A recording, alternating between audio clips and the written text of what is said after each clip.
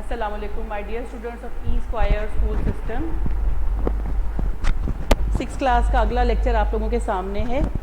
6 class کے اگلے lecture میں آپ کو سمجھا رہی ہوں کہ حمد، آپ لوگوں کو میں نے پہلے لیکچر میں حمد پڑھائی ہے.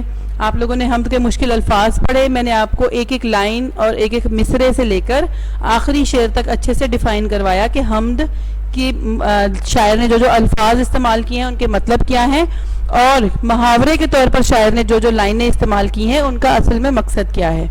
اب میں آپ کو تفہیم کی طرف لے کر چلتی ہوں. تفہیم کا مطلب ہے فہم یعنی کہ سمجھنا.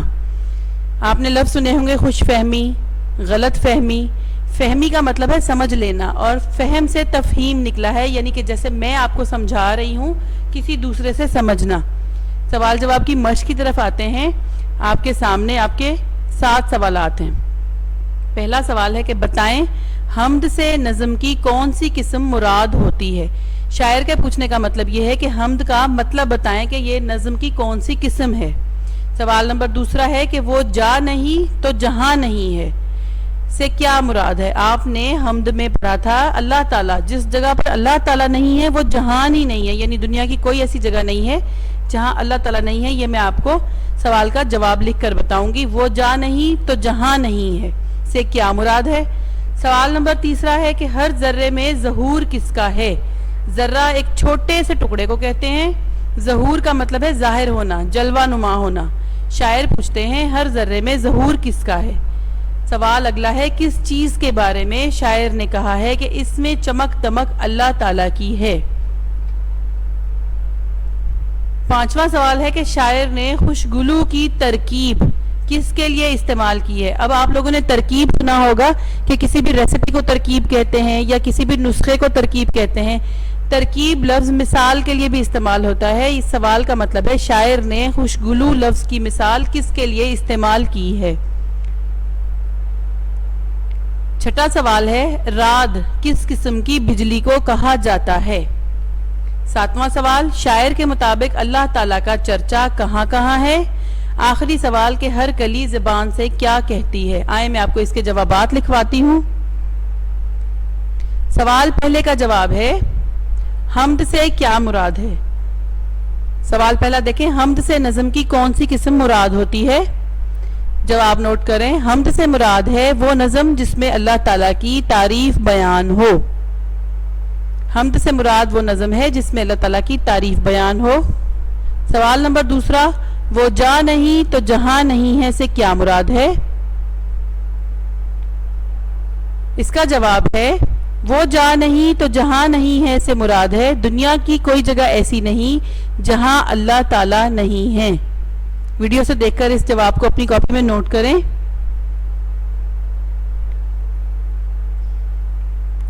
سوال تیسرا ہر ذرے میں ظہور کس کا ہے. اس کا جواب ہے ہر ذرے میں ظہور اللہ تعالیٰ کا ہے.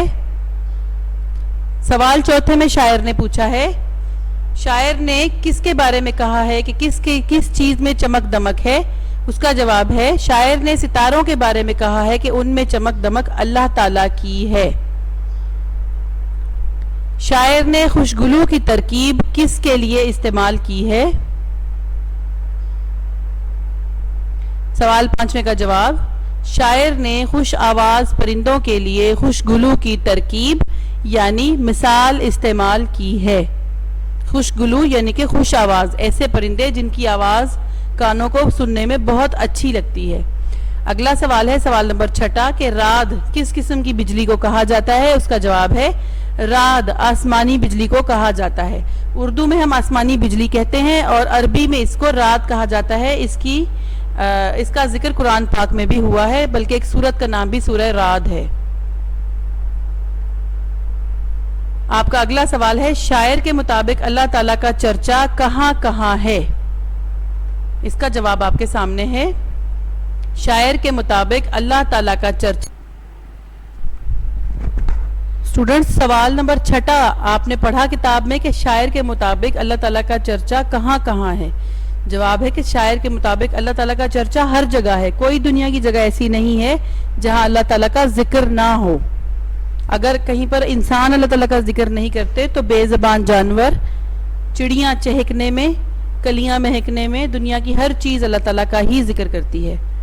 آخری سوال نمبر 8واں، ہر کلی زبان سے کیا کہتی ہے؟ اس کا جواب ہے ہر کلی زبان سے کہتی ہے کہ میری خوبصورتی اور خوشبو سب اللہ تعالیٰ کی دی ہوئی ہے۔ اسٹوڈنٹس آپ کو اس کی اگلے سوال کی طرف لے کر چلتے ہیں۔ تمام سوالوں کے جواب نوٹ کریں۔